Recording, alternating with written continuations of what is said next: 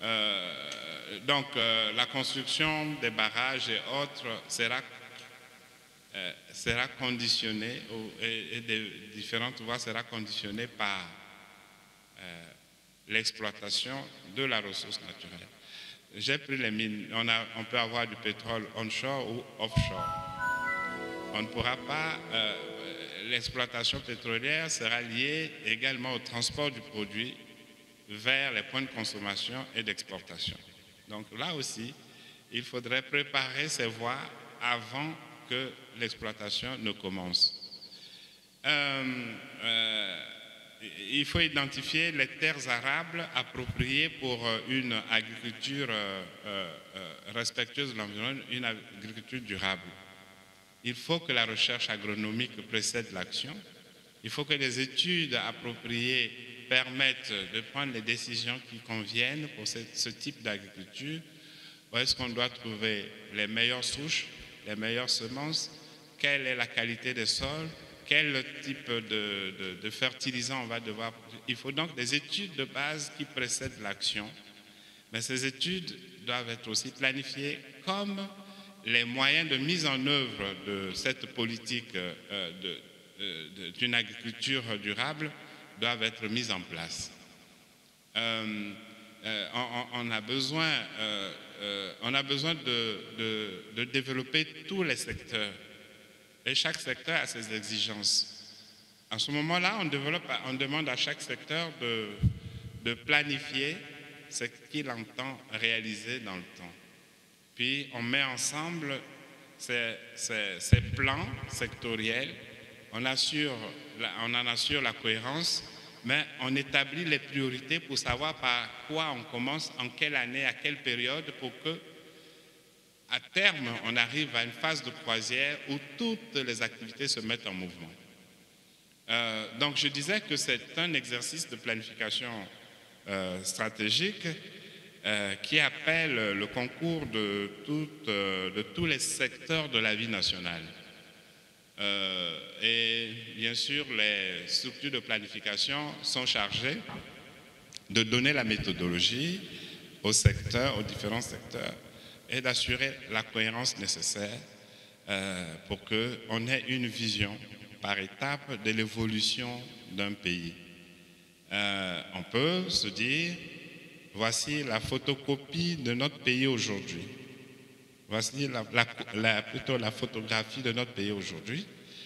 Nous voudrions nous donner un objectif, c'est de changer cette photographie pour qu'à l'horizon 2040-2050, nous arrivions à tel niveau. Alors, c'est tout ce que je viens de dire, un peu pêle-mêle, qui est mis en cohérence, qui permet de savoir qu'est-ce que nous allons obtenir demain. Mais dans le respect, bien sûr, de l'environnement, en faisant de sorte que les technologies appropriées soient utilisées secteur par secteur pour ne plus agresser notre environnement.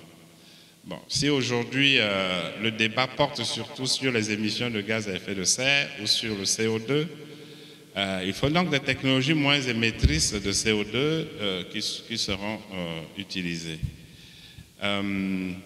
Voilà en gros comment on devrait pouvoir voir tout ça avec une maîtrise de l'évolution de la population, pour bien sûr planifier aussi la satisfaction de ses besoins. On doit disposer des infrastructures de base, je les avais citées, les voies de communication, l'énergie, les écoles, les hôpitaux, tout ce qu'il faut, les aéroports, les ports, pour permettre aux populations de jouir des meilleurs services possibles. Et au fur et à mesure, une ville peut voir son développement se réaliser bien avant celui-ci. On prend la ville Brazzaville ou la ville de Kinshasa aujourd'hui, et contrairement à ce qui s'est passé bien avant, nous devons avoir la maîtrise de l'évolution de la ville, du développement de la ville, quelles infrastructures on apportera et à quel moment. Kinshasa ou Brazzaville d'aujourd'hui ne sera pas la ville de 2050. En 2050, ça va être une ville de lumière. Et comment y arriver? On met tous les ingrédients, mais cela ne peut être obtenu que si l'État est fort.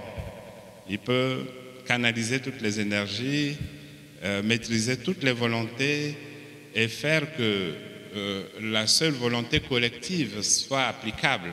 Sinon, il y en a qui sortiront du schéma directeur pour s'imposer, faire autre chose et perpétuer l'anarchie. Voilà un peu comme ça que je peux dire. Je ne sais pas si je me suis fait comprendre. Mais...